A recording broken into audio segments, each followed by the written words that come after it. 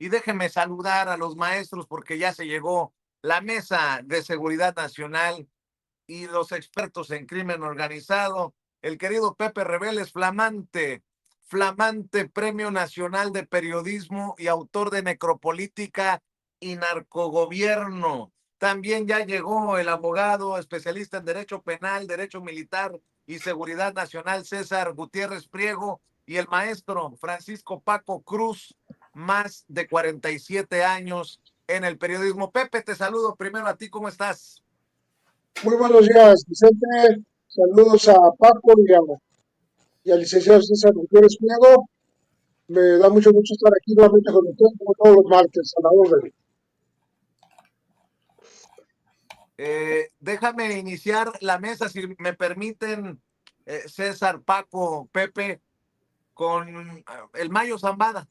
Aún casi un año de su secuestro, detención, como le quieran llamar, casi un año y sigue estando en peligro de ser sentenciado a muerte, de ser tomado como el caso ejemplar por parte del gobierno de Donald Trump en Estados Unidos, a menos que que se comprometa a ser testigo protegido tipo Ovidio Guzmán, que por cierto queda claro hoy por las declaraciones de Omar García Harfuch, el secretario de Seguridad Pública del gobierno que encabeza la doctora Claudia Sheinbaum Pardo, sigue en custodia de las autoridades estadounidenses y no fue dejado en libertad, como muchos aseguraban. Pepe, casi un año de la detención del Mayo Zambada, y muchas cosas han cambiado en Sinaloa y en el mundo también del narcotráfico, salvo que tú me digas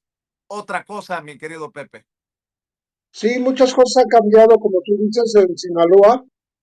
Lo que no ha variado es la narrativa que conocimos entonces y que es incompleta. O sea, no sabemos exactamente qué fue lo que pasó.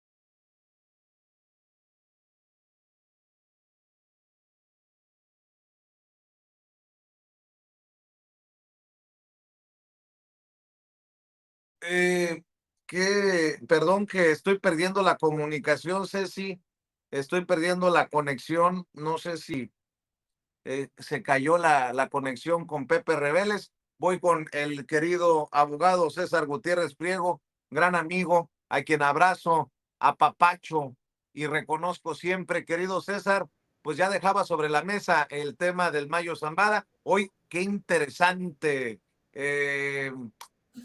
exposición se hace desde la trinchera de seguridad por el propio Omar García Harfuch.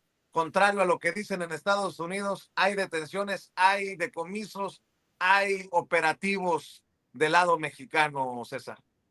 Sí, por supuesto, Vicente, un placer saludar. Saludo a Pepe y a Paco, como siempre, un placer. Mira, creo que la narrativa está más que clara, ¿no? El gobierno de México ha estado dando resultados, la coordinación en el gabinete de seguridad me parece que ha demostrado la gran diferencia, a lo mejor con todas las demás administraciones, el cómo se puede llevar a cabo este trabajo. Hemos visto diferentes operativos en varios estados de la República y se ha ido en contra de diferentes grupos criminales y diferentes actividades de los grupos criminales. Y eso me parece que demuestra no solo el compromiso, sino el trabajo que está realizando. Y respecto a lo que señalabas de Ovidio Guzmán, tenemos un problema en México. Yo no entiendo qué parte no han podido comprender que Ovidio Guzmán es un testigo protegido. A un testigo protegido, pues por supuesto que las autoridades de los Estados Unidos lo van a llevar a un lugar en donde van a proteger a su persona porque les interesa lo que va a declarar, la información que ha estado dando, que ellos van a estar verificando y que por supuesto pues ellos van a tratar de protegerlos porque incluso él ya se convierte en un objetivo de lo que fue el líder, o sea, el grupo criminal al que él pertenecía. Entonces, eso es nada más por una lógica muy sencilla. Eso no quita que la información que él esté dando y que estará siendo corroborada en estos meses, pues tendrá que ver forzosamente pues con el ofrecimiento que hubo en su momento de si van a llegar a un convenio y que ese convenio pueda ser en cuanto a la sentencia que él recibiría y que fuera una sentencia que pudiese ser menor a lo que todos conocemos que podría ser una sentencia de por vida. Y por supuesto que vienen los contrastes, porque ahorita hay un tema que, bueno, pues obviamente todo el mundo lo ha estado retomando, que es lo de Bermúdez Requena, que es el secretario de Seguridad Pública, de Seguridad y Protección Ciudadana en el estado de Tabasco, en donde por supuesto pues se compara lo que sucedió con Genaro García Luna en el momento en que Felipe Calderón era presidente. Y yo lo he dicho incluso hasta en mis redes sociales, que todo aquel que considere que el asunto de Bermúdez Requena es igual que el de García Luna, me parece perfecto, entonces vamos a juzgar a Felipe Calderón por los delitos de omisión que él cometió, si no es que hubo alguna participación, y esperarnos a que la orden de aprehensión que hay en contra de Requena la misma sea ejecutada, que sea juzgado y que si Adán Augusto tiene alguna responsabilidad también sea juzgado, pero que sea en el mismo sentido. Y si hay una gran diferencia, creo yo, me parece que nadie tiene que pagar el precio de lo que haya sucedido en Tabasco más que los involucrados.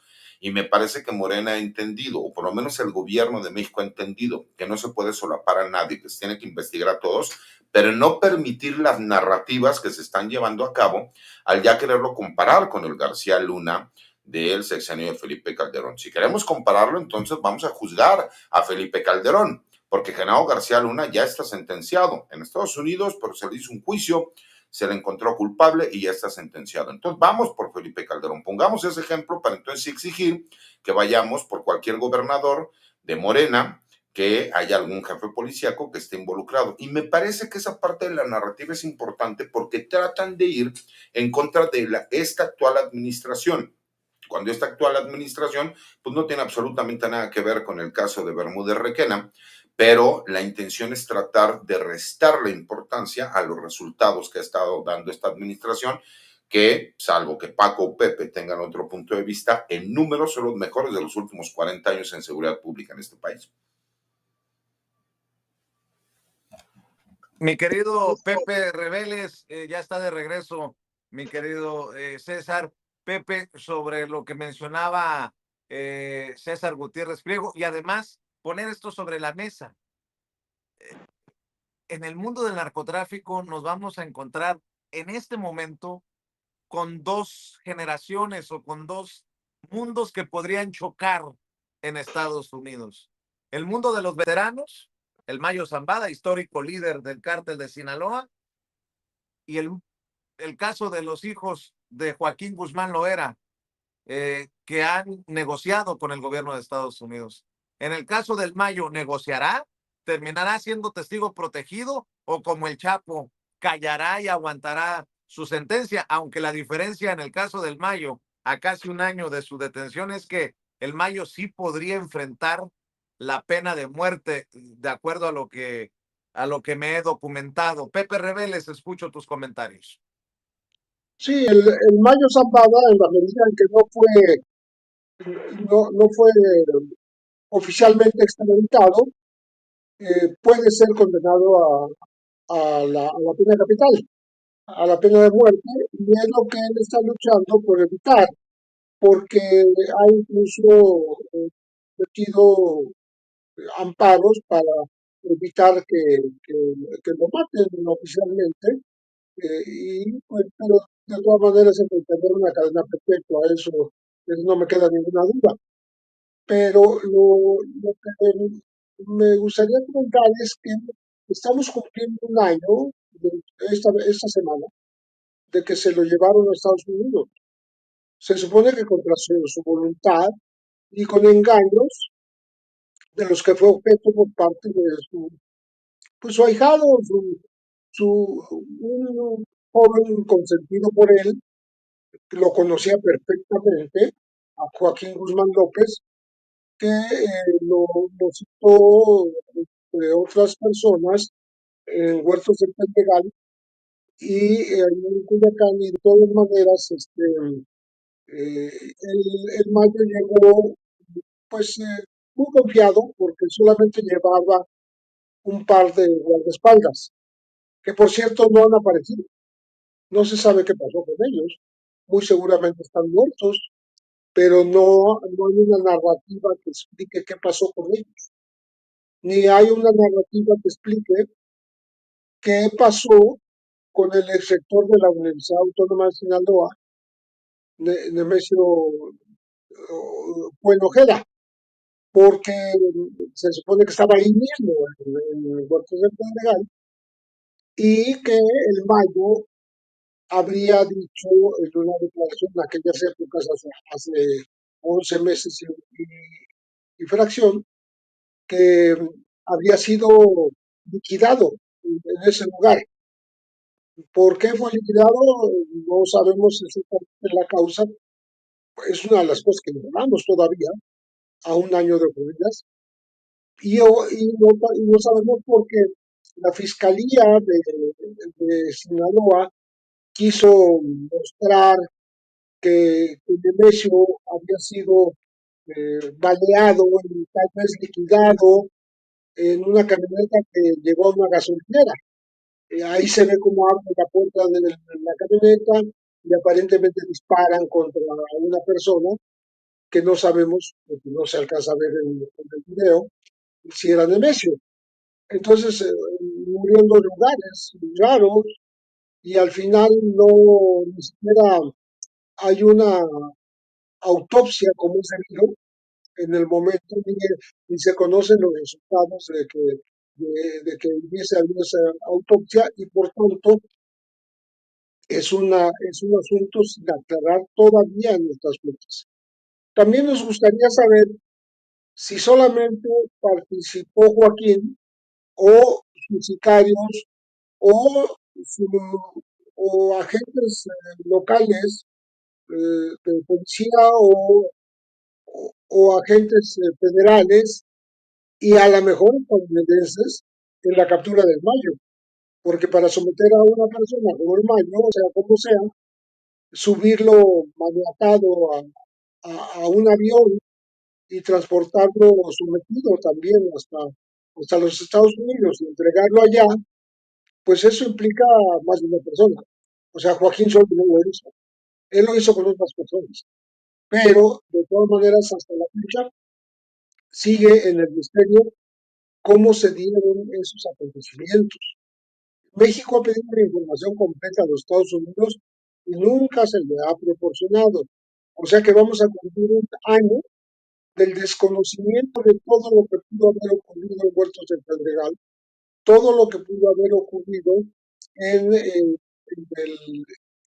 en la, en la pista de donde salió este avión Beechcraft, que al principio se dijo que era un Cessna, también hubo un equívoco allí, y finalmente, en qué condiciones eh, y bajo qué, digamos, negociaciones Joaquín Guzmán López se entregó él mismo, porque llevó al Mayo y él se entregó. O sea, él no fue capturado.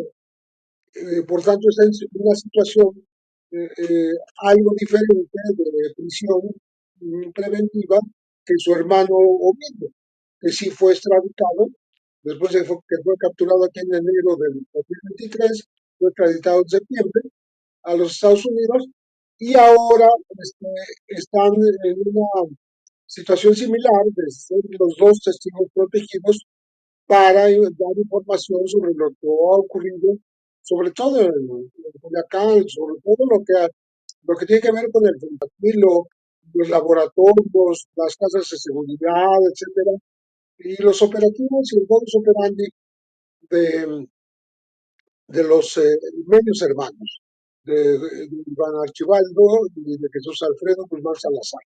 Entonces, estamos hablando de un desconocimiento del, no sé, el 80%, el 90% de la información a un año de haber ocurrido estos acontecimientos. Y además, ahora hay que agregar que el gobierno mexicano sí está anunciando que tiene objetivos prioritarios, que son los chapitos, los que quedan operantes, son Iván Archibaldo y Jesús Alfredo, más el Mallito Flaco, el hijo de Ismael Zambada Sicairos. Son tres objetivos prioritarios que, por cierto, están siendo buscados para ser detenidos con fines de extradición. O sea, no hay duda de que los van a extraditar. O sea, vuelve México a la tradición de las extradiciones, a no quedarse con ningún capo relevante en este país que se quede en una cárcel mexicana y se le va a enviar a Estados Unidos si es que logran capturar. Entonces estamos con esa pendiente nuevo, ahora que Omar García Harfuch, como secretario de Seguridad, ha vuelto a dar sus informes y conferencias de prensa cada 15 días en Culiacán para que haya la percepción de que se atiende desde el gobierno federal lo que está pasando en Sinaloa. Aunque sea cada 15 días se da este informe y se habla de los objetivos capturados, que son más de 1.500, se habla de 91 laboratorios de metanfetaminas, se habla de comercio de armas, etcétera, etcétera, para dar, repito, la percepción de que se está trabajando muchísimo y prioritariamente en Sinaloa en favor de reponer la seguridad que el gobierno está ubicando en casi un año, pero que tiene más tiempo.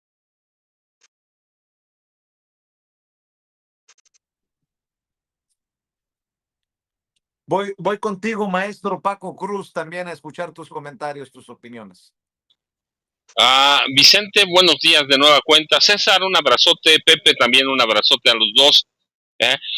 Mira, Vicente, voy a retomar a los dos, al licenciado César Gutiérrez Priego, a Pepe. El licenciado tiene razón. Se han dado resultados como nunca antes. Anteayer, el mismo Omar García Harfuch daba las cifras de detenidos desde que Claudia Sheinbaum Pardo tomó posesión como presidenta de México, 1,487, 1 millón de pastillas de fentanilo aseguradas, además de que siguen trabajando en otros estados, ¿no? Sí, y luego Pepe dice todo el acertijo que representa al Mayo Zambada. Bueno, México puede dar los resultados que quiera, ¿sí?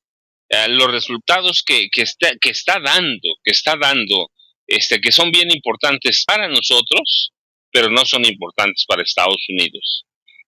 Todavía faltan, a un año casi, faltan muchas piezas de un rompecabezas, que está ahí tendido en el piso, y del que Estados Unidos, nos guste o no, tiene las fichas.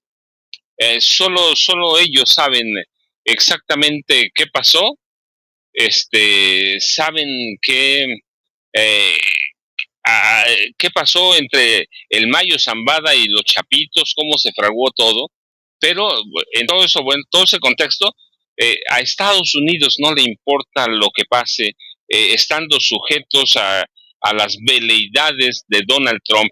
Esta semana Donald Trump volvió a amenazar, a señalar, a advertir que México está, grandes partes de México están controladas por el narco, que los funcionarios mexicanos, mira, sin una base lo dijo, sin ninguna nada, tienen terror de llegar a sus oficinas de trabajo, así que a Donald Trump va a ser muy difícil de satisfacerlo, va a ser complicadísimo de entender la mente de Donald Trump, pero lo que nos tiene que quedar claro es que es muy truculento, y que aconsejado por ese grupo de asesores que tiene en la Secretaría de Defensa, en la Consejería de Seguridad Nacional, en la Secretaría de Seguridad Interna, Donald Trump va a actuar de acuerdo con lo que ellos le digan. Y ellos tienen la idea, pero Trump también, no hay que quitarla, de que es urgente una incursión militar a México. Que no importa los resultados que le dé Claudia Sheinbaum Pardo, no importa lo que se le entreguen, Donald Trump está actuando a capricho, y según esté la situación política interna en Estados Unidos, si él ve que hay problemas, ¿qué va a hacer? Por ejemplo, ahora con los archivos Epstein, él va a intentar desviar la atención. tenemos imagínate de pronto que los electores de Estados Unidos, los electores de Donald Trump, ¿sí? El núcleo duro, no aquellos que votaron por él solo porque iba a mejorar la economía, sino el núcleo duro. Entonces, imagínate que de pronto que despierten y que se encuentren con que hay pruebas de que su presidente es un pederasta, es un depredador sexual, de presentarles a ese monstruo. Entonces, mientras pasa todo eso, ¿qué va a hacer Donald Trump? Distraer la atención. Recuerdan cuando estalló la guerra Israel-Irán, y él amenazó con bombardear y luego bombardeó, distrajo la atención, y aquí en México dijeron, o dijimos a algunos u otros, que eso iba ya a calmar todo porque México estaba dando resultados. A Donald Trump no le va a importar nada de eso, no le va a importar nada de eso. A Trump lo que va a hacer es según el capricho, según le dicten sus asesores o sus secretarios de seguridad interna o seguridad o de defensa, según lo que piensen, según cómo esté la situación interna de Estados Unidos, vamos a ser un eterno distractor y el sospechoso permanente de Estados Unidos, Vicente. Así que no importa lo que hagamos, a Trump no le interesa, no le importa, y lo que va a ver es cómo somos un distractor de la atención en Estados Unidos, Vicente. Así es. Hace rato mencionaba que de acuerdo a De las Heras, esta encuestadora, en promedio el 60%, más o menos 6 de cada 10 mexicanos, reconoce la labor en temas de seguridad y cómo avanza, ¿no? Esta idea de la 4T, este movimiento del segundo piso de la transformación, porque si bien se criticó el abrazos no balazos del presidente, muchos decíamos, esa es la semilla que se tiene que sembrar para los resultados. Y ahora vemos estas encuestas que le dan a la presidenta Claudia Sheinbaum la mayoría de respaldo de los mexicanos, al menos en estas encuestas de las Heras, que hay que decir es una de las encuestadoras más serias. Y también recordaba hace ratos, César, tanto se cuestionó que si se iba a llevar de la Ciudad de México a la Federal a Omar García Harfuch, y parece que van funcionando las cosas. Interesante ver estas encuestas que, si bien no son para necesariamente escribir un libro, sino son el reflejo de un momento, apuntan a que la gente está siguiendo de cerca la labor de la presidenta en este tema, César. Así es, Vicente, pero además lo que pasa es que los resultados están a la vista de todos. No se puede negar el hecho de que se ha mejorado la seguridad en el país. No se puede negar que se ha estado trabajando en contra de los diferentes grupos criminales. No se puede negar que se ha puesto atención a la problemática que existe en diferentes regiones del país. Lo pudimos ver en el Estado de México, lo pudimos ver en el Estado de Jalisco, lo pudimos ver en el Estado de Sinaloa. Es cierto, hay zonas que son complicadas, pero hay que recordar algo que parece que se les olvida muchas veces. En México tenemos a dos de los grupos criminales más importantes, con mejor estructura y más poderosos de los 5 considerados a nivel mundial. Y 2 operan en México, que es Cártel del Pacífico, que lo conocemos como Cártel de Sinaloa, y Cártel Jalisco Nueva Generación. Y además tenemos otros 5 grupos criminales que son considerados como organizaciones terroristas internacionales. Además, hemos estado viendo cómo los grupos criminales han ido evolucionando al grado de que ahora se entiende que hay grupos criminales que operan en zonas serranas, ¿no?, de difícil acceso, en donde el ejército mexicano es quien tiene que ingresar, y la forma como ellos han estado tratando de atacar al ejército mexicano con estas minas personales de muchísimos de aquellos exmilitares o personas que pertenecían a la guerrilla en Colombia, para tener una nueva forma de actuar. Todo eso tú lo sumas y te demuestra que el trabajo coordinado del Gabinete de Seguridad ha estado dando resultados, y por lo mismo vienen estos ataques bien coordinados que muchos de ellos vienen desde el extranjero, estas narrativas en donde los grupos criminales son tan poderosos y que el gobierno de México no tiene la posibilidad de hacerle frente. Y entonces estas narrativas que inician en Estados Unidos y que son retomadas en México por políticos de oposición, por cierto sector de la prensa, por algunos medios de comunicación, sumado, ¿no?, a todo este caldo de cultivos que se ha estado dando, que es la guerra comercial de Donald Trump, en donde tienen intereses específicos para ingresar a México, la amenaza recurrente de que México no tiene la capacidad para hacerle frente a los grupos criminales, entonces el utilizar a las fuerzas especiales de los Estados Unidos para ir en contra de estos grupos criminales, el que de repente escuchamos, ¿no?, el narcopresidente, narcogobierno, empezar a retomar esas narrativas. De repente vemos que sucede algo como lo de Bermúdez Requena en el estado de Tabasco. De repente escuchamos, ¿no?, algunos morenistas en esta Asamblea Nacional que hubo decir no está solo. Entonces nuevamente recurren a estas narrativas que contrastan completamente con lo que es la realidad que vemos todos los días en los operativos. Al grado de que hoy en la mañanera del pueblo, una periodista, si no mal recuerdo, de Proceso, le hace una pregunta directa al secretario de la Defensa Nacional, donde le dice, oiga, es que de acuerdo a la información de Guacamaya, en este hackeo que hubo a los servidores de la Secretaría de la Defensa Nacional, que hay que recordar que fue a los servidores de correos personales, no a las áreas de inteligencia de la Secretaría de la Defensa Nacional, se menciona que existe información en contra de este personaje desde el 2019. Y dice, ¿y a poco ustedes no informaron? Y han tratado de sacar de contexto las declaraciones del secretario de la Defensa, cuando él señala, dice, usted le puede preguntar a la Fiscalía General de la República, nosotros damos la información, pero nosotros no podemos informar. Cuando él dice informar, habla públicamente, no de que no se le haya informado a las autoridades que estén que informar, porque hay que recordar que los trabajos de inteligencia pues tienen que ir de la mano con mandamientos judiciales que los autoricen y que si se encuentra que puede haber delitos que se hayan cometido, pues estos delitos tendrán que ser investigados por la Fiscalía correspondiente, ya sea del Fuero Federal o del Fuero Común. En este caso, pues Fiscalía General de la República y Fiscalía General de Justicia del Estado de Tabasco.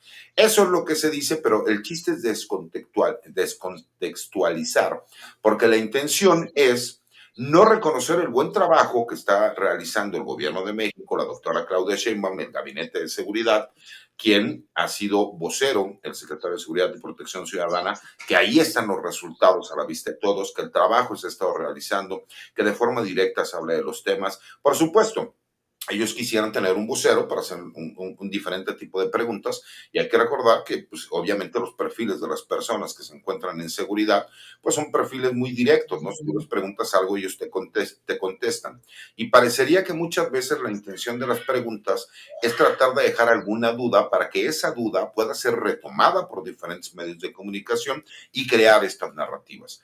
Pero la gente que en México está muy politizada entiende que no podemos acabar en 8 o 9 meses con todos los grupos criminales que hay en este país, pero el trabajo sí se está haciendo. Como bien lo mencionó Vicente, aquí estamos hablando de que se sembraron las bases, por lo menos con la mayoría de los jóvenes y diferentes puntos y regiones del país, para que puedan tener diferentes oportunidades.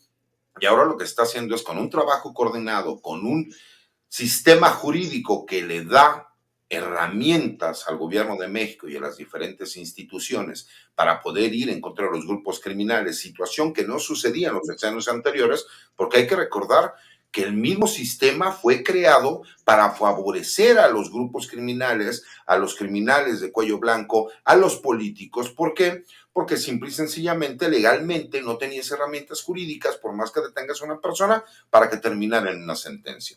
Al grado de que incluso, pues obviamente un medio de comunicación ya se le señaló que se promueve un amparo por parte de Bermúdez Requena y se concedió una suspensión provisional. Pero hay que aclarar, esa suspensión provisional que se concede pues, para delitos no graves y que tiene que ver única y exclusivamente para que esta persona cuando sea detenida o sea ejecutada esta orden de aprehensión, pues obviamente esta persona quede a disposición de que no vaya a haber malos tratos, de que no se le vaya a llevar a un lugar donde se le tengan comunicado, etcétera, y que tendrá que estarse informando al juzgado federal. Y que apenas en esta audiencia constitucional que se va a llevar a cabo, se va a hacer el análisis y el estudio de la orden de aprehensión, entendiendo que una suspensión provisional mediante el juicio de amparo no puede ir en contra de delitos graves y tendrían que entrar al fondo del asunto.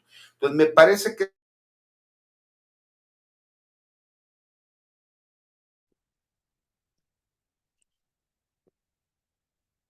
de México hoy, en la mañanera del pueblo, lo dijo de forma muy clara. No vamos a proteger a nadie y toda aquella persona que haya cometido un delito tendrá que ser investigado con una investigación seria, profesional, y si es encontrado culpable tendrá que pagar, ¿sí me explico?, por los delitos que haya cometido. Eso me parece que es lo más importante, Vicente, que se está tratando de desviar la atención. ¿Por qué? Porque aunque tú salgas, lo expliques, señales que están equivocados, nunca vas a ver a nadie de ellos que reconozca que se equivocaron y van a seguir con la narrativa de la mentira. Y más en redes sociales como X, que es muy fácil por medio de los bots hacer este tipo de ataques. Y segundo, me parece que también hay ciertos puntos, y ya lo habíamos platicado la semana pasada, en comunicación social de presidencia, que parecería que apenas se están dando cuenta de la problemática y que habían mal asesorado a la presidenta muy mal. Me parece que ahorita se está retomando de forma correcta y se están haciendo los señalamientos, ¿no?, muy puntuales. Se va a investigar, no somos iguales, aquella persona que haya cometido un delito será juzgada, será procesada y si es sentenciada tendrá que pagarlo, a diferencia de lo que pasó con García Luna en su momento, que vimos a Felipe Calderón que incluso salió a defenderlo y no solo salió a defenderlo, salió a decir que él dudaba que pudiese él ser encontrado culpable, pero de ser así, que él se iba a asumir la culpabilidad que le correspondía. Y al día de hoy seguimos sin ver a Felipe Calderón que se ha juzgado y como lo hemos dicho desde el día 1, hay delitos de acción y hay delitos de omisión. Él era el titular del Ejecutivo, el comandante supremo de las Fuerzas Armadas, el principal responsable de la seguridad de este país. Y que su secretario de Seguridad haya tenido una relación directa de negocios y de estar coludido con un grupo criminal, por supuesto que lo hace responsable, por lo menos por delitos de omisión. ¿Y en dónde están entonces las investigaciones? ¿Dónde están las carpetas de investigación? Me parece que es parte del circo político, que ahora quienes quieren salir a atacar, pues me parece, como yo se los dije, perfecto, juzguemos a los dos. Primero a Requena y si se le encuentra culpable, juzguemos a Dan Augusto por la responsabilidad que le corresponde por omisión. Pero al que ya podemos empezar a juzgar es a Felipe Calderón, porque ahí su secretario de Seguridad Pública Federal ya fue encontrado responsable, ya fue encontrado culpable y ya fue sentenciado. Entonces iniciemos, ¿no? Lo que ellos están pidiendo, perfecto, vamos haciéndolo. Empecemos por juzgar a Felipe Calderón. Bueno, déjenme decir con sarcasmo, si Andrés Manuel López Obrador, como dicen, le dicta línea a la presidenta Claudia Sheinbaum, pues vamos muy bien, se les acabó la narrativa a los de la oposición. Se han destruido 1,193 laboratorios y áreas de concentración para la elaboración de metanfetaminas. Se han decomisado 204 toneladas de drogas, se han confiscado más de 3,500,000 pastillas de fentanilo, se han detenido a más de 26,000 personas, se han asegurado más de 14,000 armas de fuego. Y aparte, se les cayeron, ya no la narrativa, los pantalones a los panistas cuando la presidenta dijo que avalan esta investigación en el Congreso del cártel inmobiliario, porque es un tema pendiente también ese, el cártel inmobiliario, y por ahí me apuran tantito hasta del panista, exgobernador de Baja California, Ernesto Rufo Apple, que estaría involucrado a través de una empresa en este huachicoleo fiscal. Querido Pepe, escucho tus comentarios, tus opiniones.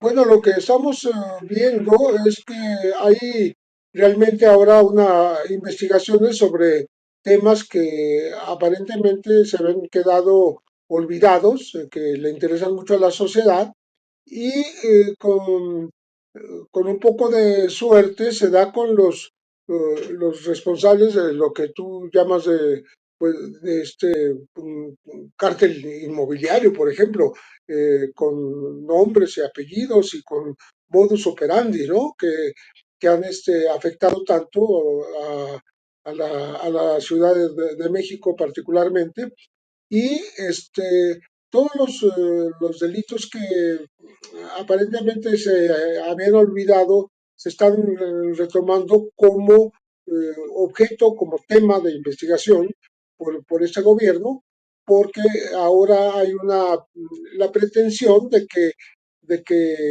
no se espere a las reiteradas denuncias de la ciudadanía o de otros políticos, sino que haya una investigación más a fondo de asuntos que han quedado pendientes durante años, porque no son asuntos de este momento, son asuntos que ya tienen sus años de existir y sin embargo siguen cometiéndose este tipo de delitos a la vista de todo el mundo, ¿no? Entonces, creo que es muy importante que se retomen, que, que se les dé la importancia que se les está dando, por ejemplo, al tema de la extorsión, donde leo que ya, sobre todo en Michoacán, en Guerrero, en Veracruz, se está actuando muy fuerte en contra de personas que se dedican a este negocio de la extorsión, precisamente extorsión sea telefónica o por cualquier otra vía.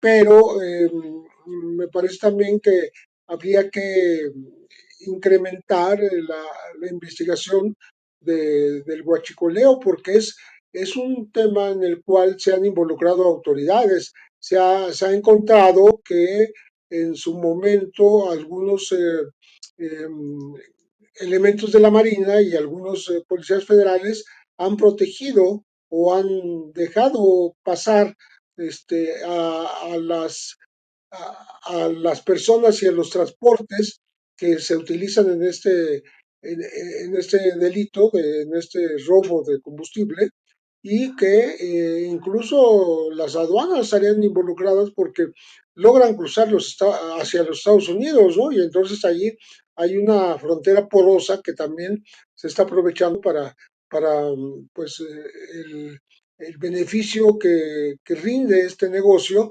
del robo de combustible, ¿no? Entonces, lo que tú mencionas de estas investigaciones del cártel inmobiliario, me parece que urge llegar a conclusiones, urge señalar culpables. Me parece que ahora el que fue subsecretario de Derechos Humanos, Alejandro Encinas, está al frente de las autoridades capitalinas de Clara Brugada, que están precisamente analizando cada 2 o 3 semanas el avance de obras y eh, fuera de fuera de reglamento en la capital y que se pueden considerar como elementos que constituyen este famoso estos famosos fraudes y digamos, permisividad al cártel inmobiliario en la Ciudad de México, ¿no? Entonces, pues vamos a esperar que las investigaciones se renueven, se fortalezcan y haya realmente el hallazgo de objetivos prioritarios.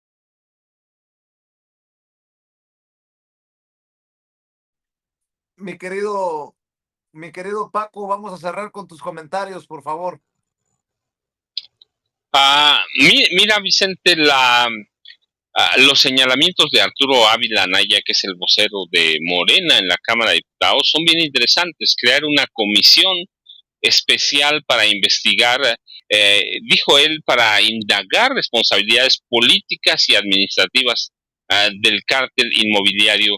¿Existió o no el cártel inmobiliario? Claro que sí, ya está documentado, está bien señalado y por lo menos está hay elementos suficientes para advertir que Jorge Romero Herrera era y es el cabecilla de este cártel, un grupo panista que opera al estilo de una mafia desde hace por lo menos 15 años a través de un esquema de construcciones irregulares a cambio de sobornos en la alcaldía Benito Juárez y seguramente otras alcaldías, pero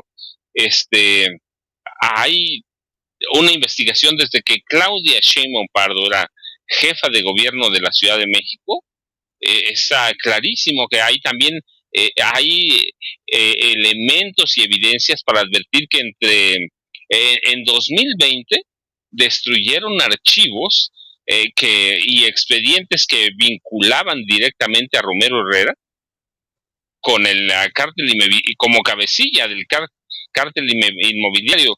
Así que va a haber una guerra abierta en la medida que se acerque 2027, Vicente. Va a haber una guerra abierta. El cártel inmobiliario está muy bien documentado. Más de 300, bueno, mira, revisaron más de 40 cuentas bancarias en esa época, inspeccionaron 200 edificios, 42 cateos, y entonces se documentó que Christian von Roerich, que está en la cárcel, y Jorge Romero Herrera, edificaron por lo menos 800 departamentos en forma irregular. Y 264 inmuebles incumplieron con la normatividad, porque como lo dijo esta mañana la presidenta,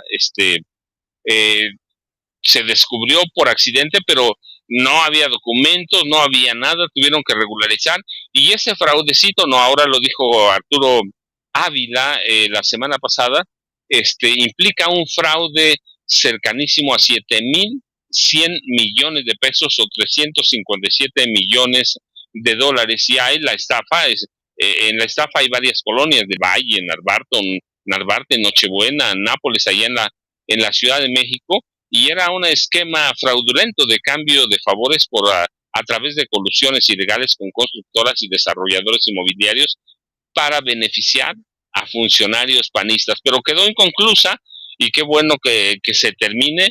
16 han sido llevados a proceso, pero todavía falta el principal cabecilla, Vicente, Jorge Romero Herrera, así que va a haber una guerra de aquí a que se acerque al 2027, pero es interesante que la Cámara de Diputados autorice la formación de una comisión especial para investigar a estos pillos que se robaron, pues nada más a 7,100 millones de pesos, Vicente, Jaime y Pepe y César. Yo ya sabes, Vicente, @ Paco Cruz Jiménez en X, antes Twitter, Francisco Cruz Jiménez en Facebook, y aquí estoy al pendiente. César, un abrazote, Pepe también un abrazote, y Vicente igual. Gracias, mi querido Paco. César, tus redes sociales, por favor, y los diferentes espacios en los que te podemos encontrar. Claro que sí, Vicente. Mira, mi cuenta de X, que es @CesarGutiPrim, mi cuenta de TikTok, que es @CesarGutiPri1, mi página de YouTube, que es César Gutiérrez Priego, y obviamente en los espacios libres como el viento, así como aquí en Sin Censura todos los martes. Y también, salvo por el día de ayer que no escribí la columna por cuestiones de trabajo, todos los martes mi columna en La Silla Rota y cada 15 días mi columna en El Heraldo de México. Y le mando un abrazo fuerte a Paco, a Pepe y por supuesto al querido Vicente. Claro que sí, mi querido César. El maestro Pepe Rebele sigue sin redes sociales, pero precisamente a través de las redes sociales me entero que estará en Chamuco TV, así que al pendiente ahí en el Canal 11, y recuerde que es autor de este libro que le hemos estado recomendando, Necropolítica y Narcogobierno, Premio Nacional de Periodismo Pepe Rebele. Gracias, Pepe, por acompañarnos. Con muchísimo gusto, Vicente. Un saludo a Paco y al abogado César Gutiérrez. Claro que sí, gracias Pepe, gracias Paco, gracias querido César, en esta mesa de seguridad nacional de todos los martes, aquí, en donde hablamos sin pelos en la lengua, sin censura. Y fíjese que antes de continuar, quiero mandarle un saludo muy especial a la querida, a la bella Jimena Aguilar. Jimena es sobrina de nuestra querida amiga Norma Aguilar está cumpliendo 24 años y aprovecho también, además de saludarla por cumpleaños, le mando saludos